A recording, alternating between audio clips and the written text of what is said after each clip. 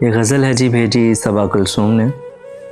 लिखती हैं कि हमारे हाल पे जाना ज़रा सा रहम तो खाओ, खुदा के वास्ते हमसे बिछड़ के यूँ नहीं जाओ।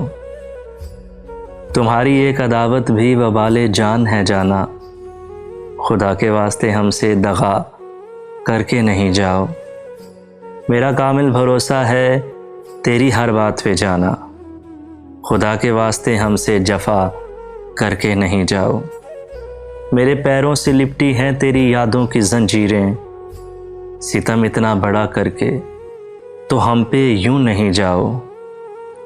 तुझे दिल से उतारेंगे तो खुद कैसे जिएंगे हम, हमारे दिल को यूं जाना दुखा कर तो नहीं जाओ। तुम्हारी बेज़मीरी है मेरा लहजा ज़मीरो ज़ब्त, बड़े खामोश हैं जाना खफा करके नहीं जाओ। तरीके और भी हैं बेवफाई के मगर जाना, बेईमानी की इंतहा तो यूं करके नहीं जाओ।